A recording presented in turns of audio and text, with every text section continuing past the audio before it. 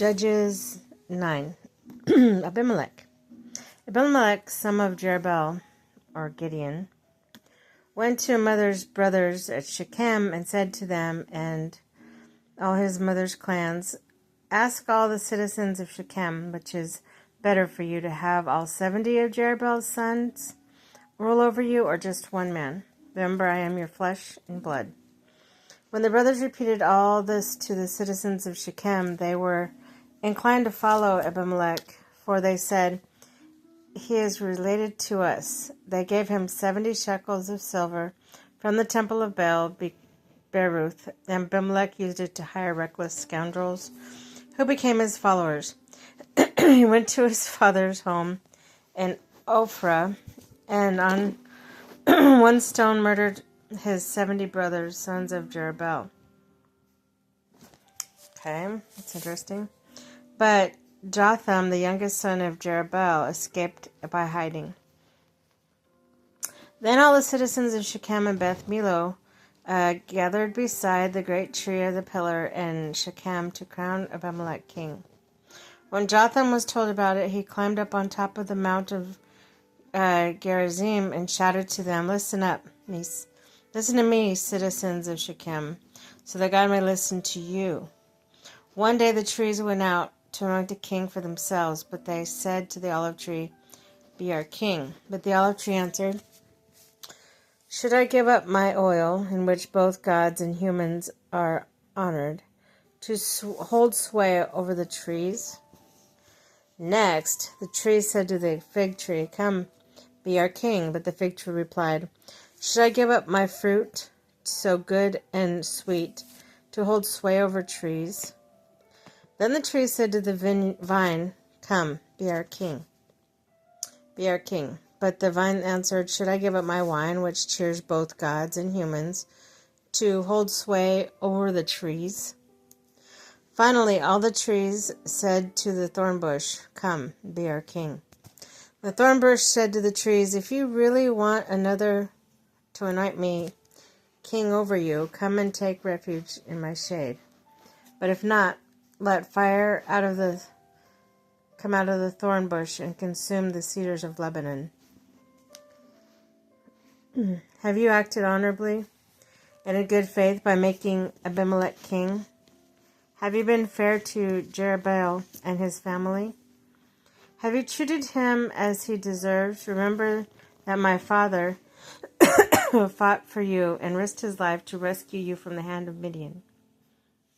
But today you have revolted against my father's family.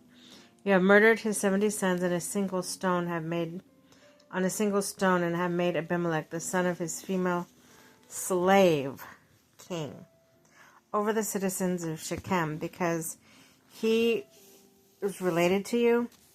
So have you acted honorably and in good faith towards Jerubbaal and his family today? If you have, may Abimelech be your joy, may you be his too. But if you have not, let fire come out from Abimelech and consume you, the citizens of Shechem, Beth Millo, and let fire come out from you, the citizens of Shechem and Beth Millo, and consume Abimelech. Then Jotham fled, escaping to Beer, and he lived there because he was afraid of his brother Abimelech. After Abimelech had governed Israel 3 years, God stirred up an animosity between Abimelech and the citizens of Shechem, so that they acted treacherously against Abimelech. God did this in order that the crime against Jerubbaal's 70 sons, the shedding of their blood, might be avenged on their brother Abimelech, and on the citizens of Shechem who helped him murder his brothers. In opposition to him, these citizens of Shechem set men on all the hilltops to ambush and rob everyone who passed by. This was reported to Abimelech. Now Gil, the son of Ebed, moved with his clan to Shechem, and the citizens put their confidence in him. After they had gone out to the fields and gathered grapes and trodden them, they held festival in the temple of their God. While they were eating and drinking, they cursed Abimelech. Then Gal, son of Ebed, said, "Who is Abimelech? Why should we Shechemites be subjected to him? Isn't he Jerubbaal's son? Isn't Jabal his deputy? Serve the family of Hamor, Shechem's father. Why should we serve Abimelech? If only his people were under my command, then I would get rid of him. I would say to Abimelech, call out your whole army. When Zebul, the governor of Zebed, heard what Gaal, son of Ebed, said, he was very angry. Under cover, he sent messengers of Abimelech, saying, Gaal, son of Ebed, and his clan have come to Shechem and are stirring up the city against you.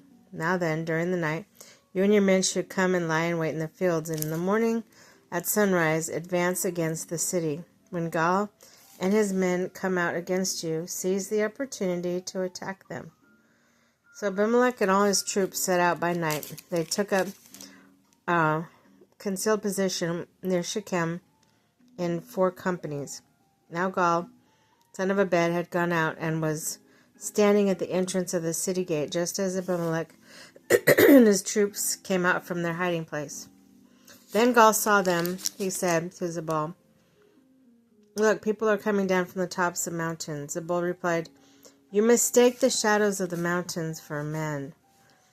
But Gaal spoke up again and said, look, people are coming down from the central hill, and company is coming from the direction of the Diviner Street. Then Zebul said to him, where is your big talk now, you who said, who is Abimelech, that we should be subject to him? Aren't these the men you ridiculed? Go out and fight them. So Gaal led them out, citizens of Shechem, and they fought Abimelech. Abimelech chased him all the way to the entrance of the gate, and many were killed, and they fled. And then Abimelech stayed in Arumah, and Zebul drove Gaal and his clan out to Shechem. The next day the people of Shechem went out into the fields, and this was reported to Abimelech. So he took men, divided them 3 companies, and set an ambush in the field. When he saw the people coming to the city, he arose and attacked them. Abimelech and his companies with him rushed forward to a position at the entrance of the city gate. When the 2 companies attacked those in the field and struck them down, all that day Abimelech pressed against and attacked the city until he had captured it and killed his people. Then he destroyed the city and scattered salt all over it. On hearing this, the citizens in the Tower of Shechem went to the stronghold of the temple of El-Belereth. When Abimelech heard that they had assembled there, all his men went up to the Mount of Zaman. He took an axe, cut off some branches, and when he lifted to his shoulders, he ordered the men with him, quick, do what you have seen me do. So all the men cut branches and followed Abimelech and piled against the stronghold and set it on fire with the people still inside. So all the people in the Tower of Shechem, about 2,000 men and women, also died. Next, Abimelech went to the Bez, and besieged it, captured it. Inside the city, however, was a strong tower, to which all men and women, all people of the city, had fled. They had locked themselves and climbed up in the tower roof. Abimelech went to the tower and attacked it. But as he approached the entrance to the tower and set it on fire, a woman dropped an upper millstone on his head and cracked his skull. Hurriedly, he called to his armor-bearer, draw your sword and kill me so they can't say a woman killed me. So a servant ran him through, and he died. When the Israelites saw that Abimelech was dead, they went home. Thus God repaid the wickedness that Abimelech had done to his father, murdering his 70 brothers. God also made the people of Shechem pay for all the wickedness. The curse of Jotham, the son of Jerubbaal, came on them.